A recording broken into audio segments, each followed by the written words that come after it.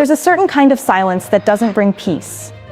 It lingers, it waits, and in the small, tight-knit town of Maple Ridge, that silence has a name: Gus Lamont. A boy whose laughter once echoed through the fields, whose footprints used to mark the dirt paths near his home, and whose absence has left a wound that refuses to heal. For months, the community searched for answers. They looked to the forests, they looked to the creeks, but now their eyes have turned somewhere else, closer to home. Because recently, new evidence has surfaced, evidence that unravels the story many thought they knew. Evidence that points to troubling red flags surrounding Gus's own father, Josh Lamont. What was once seen as the desperate sorrow of a grieving parent may now look like something far more complicated, more unsettling, more human. This is the case of Gus Lamont, and tonight we examine the silence that may not be innocent. If you stand for truth and justice, like, share, and subscribe to Shadow Detective. Comment where you're watching from and what you think really happened to Gus Lamont. Because sometimes, the answers aren't buried in the ground. They're buried in the people we trust most. Out here, in the harsh expanse of South Australia's Outback, time moves differently. Dust drifts across the horizon. Silence stretches farther than footsteps. And at the heart of it all, a homestead surrounded by kilometers of open land, scrub and red earth. This is where 4-year-old Gus Lamont lived. His family's station sat roughly 40 kilometers south of the tiny town of Unta, remote, isolated. A place where help is measured in hours, not minutes. There he lived with his mother, Gus Lamont, his younger brother, and his grandparents. His father, Josh Lamont, lived separately, some 100 kilometers away. A man not in the thick of the day-to-day, someone seen, but not seen. Multiple reports describe him as living at a remove. In towns like these, families are bound by the land, by duty, by routine. But the same routines that sustain them can also blind them to what lies beneath. Quiet tensions, invisible fractures, secrets unspoken. On the 27th of September 2025, a warm, still afternoon, Gus was playing near the homestead, under the care of his grandmother. If everything had gone as it should, he'd have called inside. Dinner. Bedtime. The next normal day. Only that day did not follow normal. Because behind the image of open fields and family life lay something darker. Distance, ambiguity, and unanswered questions. And at the center of those questions stood the father. Silent. Absent. Watching from the margins. It was late afternoon, September 27th, 2025. The kind of quiet day when the heat hangs heavy, and the world seems half asleep. 4-year-old Gus Lamont was playing near the sandpit just outside his grandmother's home. A place he knew, a place he loved. But in the space of a few short minutes, that familiar calm was shattered. When Josie, his grandmother, stepped back outside, Gus was gone. No sound, no cry, no sign of where he'd gone, just the faint breeze and the eerie silence of open country.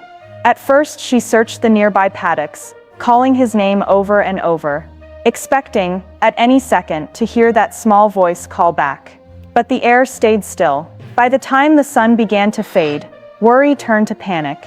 For hours, Josie searched with neighbors, flashlights cutting through the darkness, voices echoing across the red earth.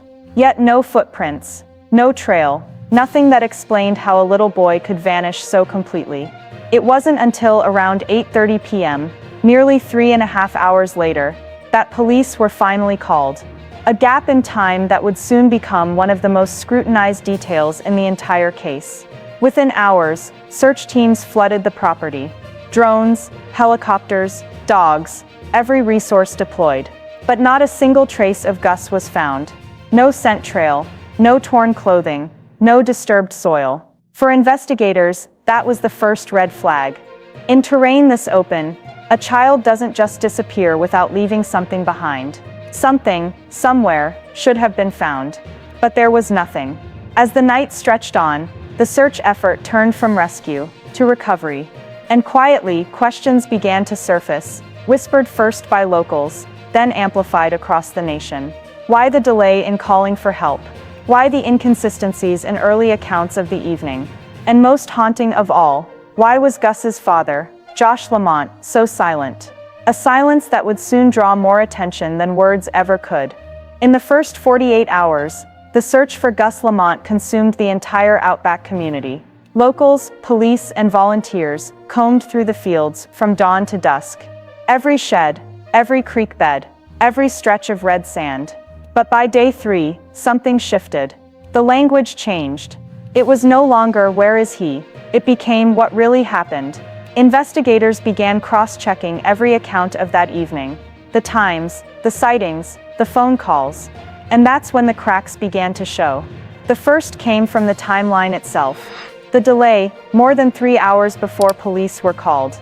Some described Josie as panicked, frozen, unsure of what to do.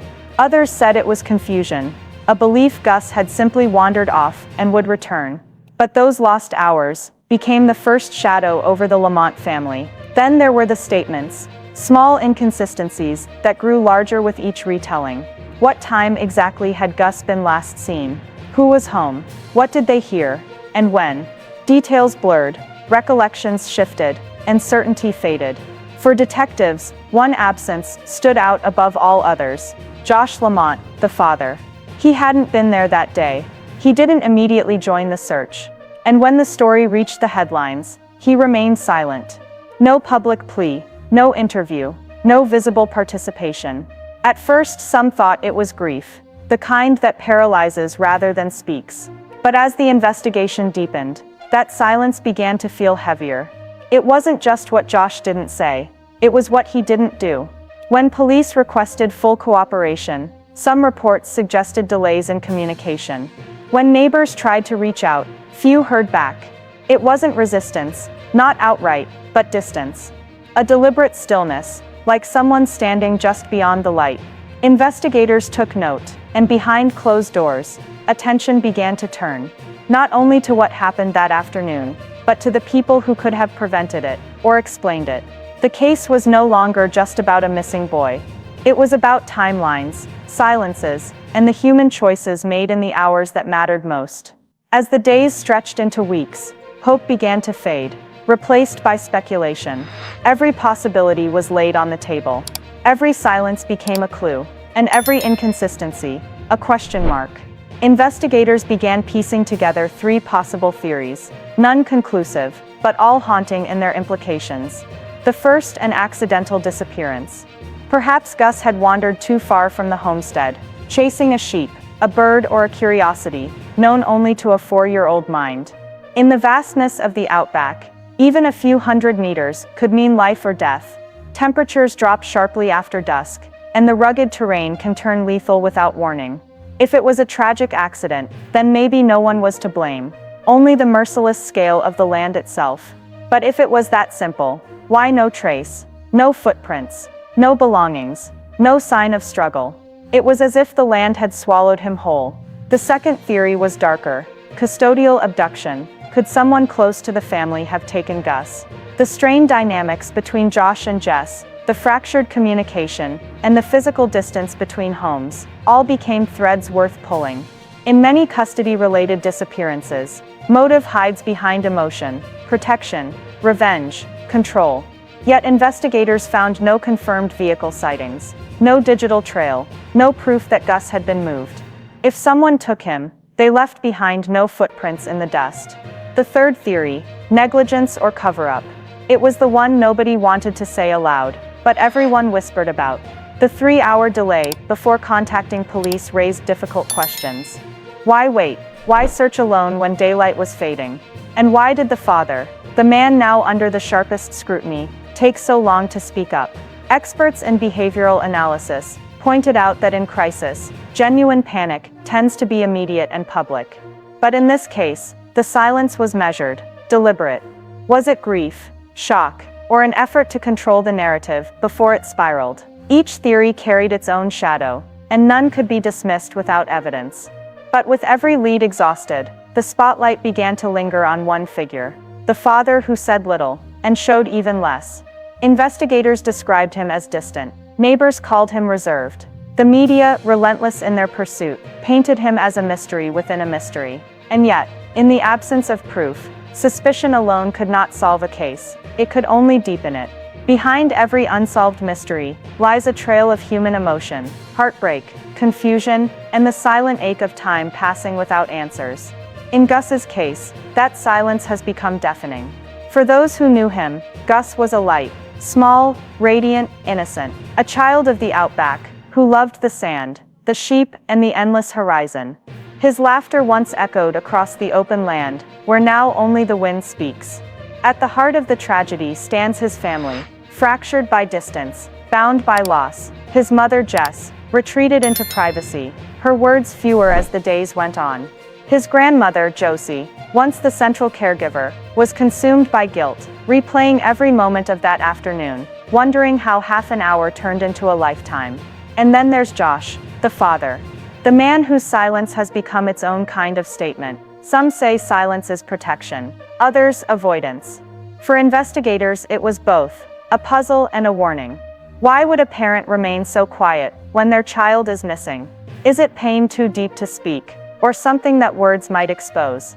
Communities like Ya are small, tight-knit, and fiercely loyal.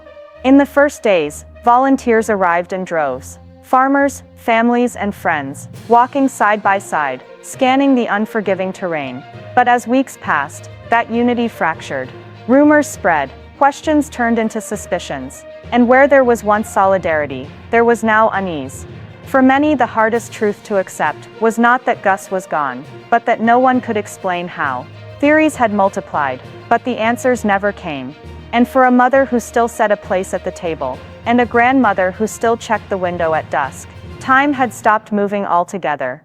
The human cost of Gus's disappearance extends beyond one family. It ripples through a community that prides itself on trust, a community now haunted by doubt. Some still hold candlelight vigils. Others refuse to speak of it at all, because when a child vanishes, it's not just innocence that's lost, it's certainty. For the officers who worked the case, the absence of closure remains one of their heaviest burdens. They searched every meter, reviewed every lead, and revisited every statement, but the one thing they never found was the truth. And for Josh Lamont, the father under the microscope, his continued silence speaks louder than words ever could. To some, it's guilt. To others, grief. But until the truth surfaces, it remains one thing above all else, unanswered. Nearly every piece of evidence has been examined. Nearly every theory has been discussed. But the truth remains buried beneath silence and red dust. The central question lingers, like a shadow that refuses to lift. Why is Gus's father silent? Is his silence a shield, protecting him from suspicion, from judgment, from the crushing weight of loss? Or is it something far more unsettling? A silence that hides answers no one wants to hear. Investigators have stated that they continue to review new leads, evaluate digital records, and revisit interviews. Because cases like this don't fade, they wait. And the truth, no matter how long it takes, has a way of resurfacing. For the Lamont family, every sunrise is a reminder of a child missing from the breakfast table. Every quiet night echoes with the question, where is he? Somewhere out there, someone knows something. Someone heard a story, saw a vehicle, caught a look that didn't feel right. And that one detail, even the smallest one, could be the missing piece investigators have been searching for. Until that moment comes, all that remains is hope. Hope that Gus is out there. Hope that one day, the silence will finally break. Because in the end, this isn't just a story about mystery or unanswered questions. It's the story of a 4-year-old boy who deserves to be found. A little life that should have never vanished into the emptiness of the Outback. So tonight, as you close this video, remember Gus. Remember his smile. Remember his story. Because remembering is how we keep searching. And searching is how we bring light back into the dark. If you have any information that could help authorities, no matter how small, contact law enforcement immediately. And if you believe that every missing child deserves answers, like this video, share it, comment your theories below. Help keep Gus's name alive, because awareness fuels justice. This is Shadow Detective, uncovering the stories that refuse to stay silent, because sometimes, the smallest voices need the loudest echo.